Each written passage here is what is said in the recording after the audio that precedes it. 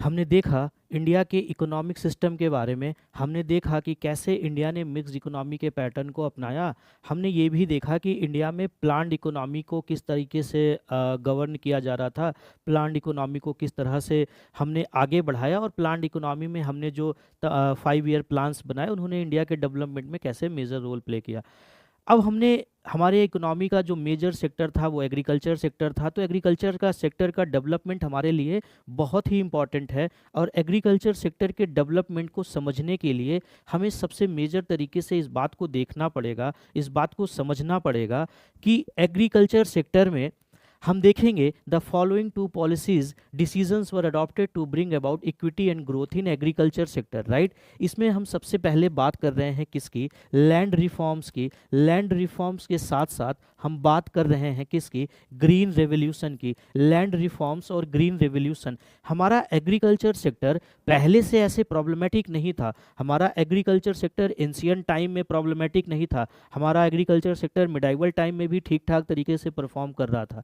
Britishers ने हमारी economy को इस तरीके से मोल्ड किया अपने फ़ायदे के लिए, ब्रिटेन के फ़ायदे के लिए, कि उन्होंने हमें रॉ मटेरियल सप्लायर बना दिया और उन्होंने हमें फाइनल गुड्स का कंज्यूमर बना दिया, उन्होंने हमें फाइनल गुड्स का कंज्यूमर बना दिया। ओके, अब इसको हमें इस तरीके से समझना है, इस तरीके से देखना है कि इंडिपेंडेंस के बाद हमने एग्रीकल्चर सेक्टर के डेवलपमेंट के लिए नए तरीके का एग्रीकल्चरल रिफॉर्म की शुरुआत की।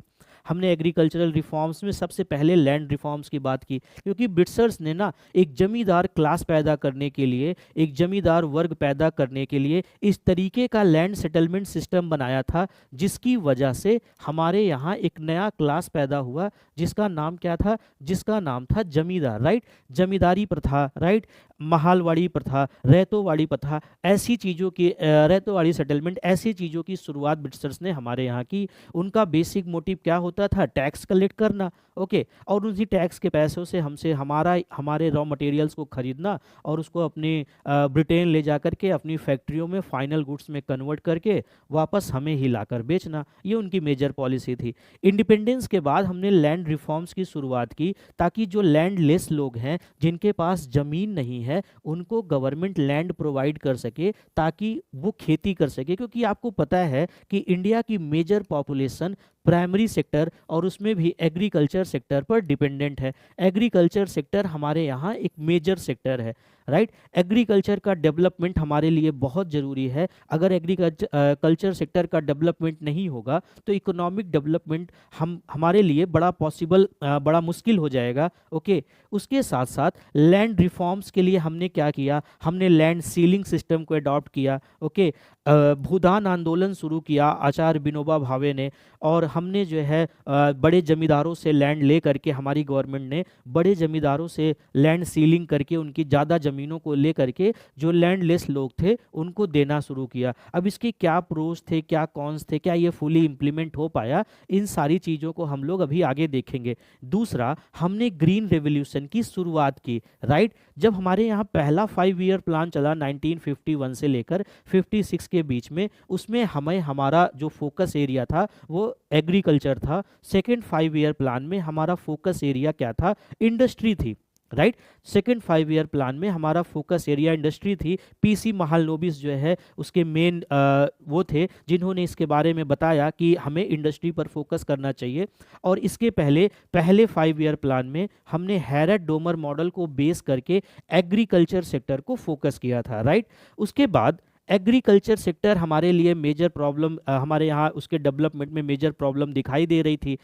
हुआ क्या कि जब हमने 1951 से लेके 1956 तक पहला 5 ईयर प्लान बनाया, तो फर्स्ट 5 ईयर प्लान में हमने एग्रीकल्चर को फोकस किया, राइट। हमने एग्रीकल्चर सेक्टर को फोकस किया, और 1956 से लेके 1961 के बीच में सेकेंड 5 ईयर प्लान जो हमने बनाया उसमें हमने फोकस किया किस पर, इंडस्ट्री पर, राइट। उसके बाद दो चीज़ें हुई। 1962 में इंडिया चाइना वॉर होता है, 1962 में इंडिया चाइना वॉर होता है, 1965 में इंडिया और पाकिस्तान के बीच में वॉर होता है। 1962 की इंडिया चाइना वॉर में हमारी कंट्री को थोड़ी सी प्रॉब्लम हुई, क्योंकि फेवरेबल कंडीशन चाइना के पक्ष में थी। चाइना आसानी से इस युद्ध को जीत जाता है। जीत क्या जाता है, वो अपने आप को उसमें जीता हुआ मान लेते हैं। हमारी थोड़ी से लैंड जो है अक्साई चीन के हिस्से की, वो चाइना के कब्जे में चली जाती है। तो बेसिकली 1962 के वॉर में हमारा मोराल बहुत डाउन हो जाता है, हमारे सैनिकों का मोराल बहुत डाउन हो जाता है। उसके बाद 1965 में इंडो पाकिस्तान वॉर होता है, हम पाकिस्तान को हरा देते हैं। बेसिकली पाकिस्तान हमसे जितनी बार भी लड़ा है वो हारा ही है। तो इंडो पाकिस्तान वॉर के बाद इन दोनों वॉर की वजह से ना हमारे मेजर रिसोर्सेज जो है इस वॉर में एक्सप्लॉइट हो गए थे, और इसी समय हमारे यहाँ कई इलाकों में सूखा पड़ गया था, ड्रॉट की स्थिति आ गई थी। तो एग्रीकल्चरल प्रोडक्शन हमारे यहाँ बहुत कम हो गया था, जो हमारे यहाँ फूड ग्रेन्स था उसकी कमी हो गई थी। हम पूरी दुनिया से सहायता मांग रहे थे, फूड ग्रेन्स मांग रहे थे, बदले में वो हमें किसी भी तरह की सहायता नहीं प्रोवाइड कर रहे थे, वो हमें किसी भी तरह की मदद नहीं प्रोवाइड कर रहे थे। तो बेसिकली इन चीज़ों को दूर करने के लिए 1964 में जब जवाहरलाल नेहरू जी की डेथ हो जाती है और उसके बाद लाल बहादुर शास्त्री प्राइम मिनिस्टर बनते हैं, लाल बहादुर शास्त्री एक नारा देते हैं, जय जवान जय किसान। जय जवान जय किसान का नारा देते हैं, और जय जवान जय किसान के नारे का जो मोटिव था वो ये था कि जवानों का मोराल बढ़ाया जाए, उनको कॉन्फिडेंस दिया जाए और किसानों का कॉन्फिडेंस दिया जाए। हमने ग्रीन रेवोल्यूशन की शुरुआत की। ग्रीन रेवोल्यूशन को इम्पैक्टफुल बनाने के लिए 1965 से लेकर 1969 के बीच में हमने 14 बैंकों को नेशनलाइज किया, बैंकों को पब्लिक सेक्टर की बैंक बनाया। जब बैंक पब्लिक सेक्टर की बन गई तो उनको हमने गांव की तरफ भेजा, हमारी गवर्नमेंट ने, कि गांव में जाइए, लोन प्रोवाइड कीजिए, लोगों को टेक्नोलॉजी अडॉप्ट करने के लिए कहिए, high yield variety seeds provide कीजिए ताकि वो प्रोडक्शन कर सकें, उनको इरिगेशंस की नई टेक्नोलॉजी मिले, उनको एग्रीकल्चर में क्रॉप पैटर्न में नए फर्टिलाइज़र मिल सकें,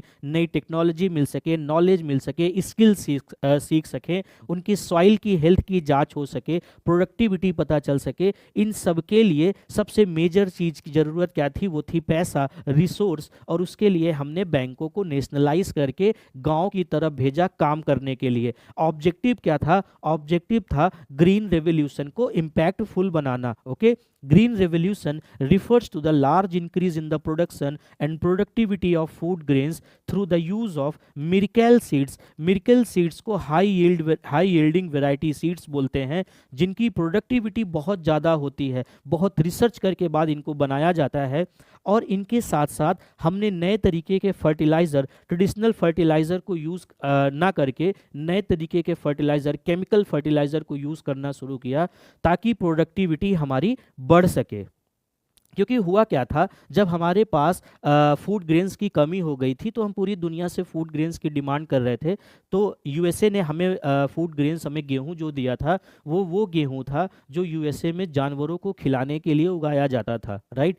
वो गेहूं उन्होंने इंडिया को दिया, तो हमारे लिए ये कलेक्टिवली बहुत सेम की बात थी पूरी कंट्री के लिए। तो पूरी कंट्री को एक धक्का सा लगा था, और फिर जय जवान जय किसान का नारा दिया लाल बहादुर शास्त्री जी ने। इस नारे ने देश में एक नई ऊर्जा पैदा की, नई एनर्जी पैदा की, नया कॉन्फिडेंस लाया। और उसके बाद green revolution, father of the green revolution MS Swaminathan, जिनकी अभी दिसंबर 2023 में डेथ हुई, वो father of green revolution MS Swaminathan ने इंडिया में ग्रीन रेवोल्यूशन को इम्पैक्टफुल बनाने के लिए कई सारी चीज़ों की बात की, एक रिसर्च पेपर पब्लिश किया, और ग्रीन रेवोल्यूशन ने इंडिया के एग्रीकल्चर सेक्टर में एक नया रेवोल्यूशन क्रिएट किया। ओके, उसके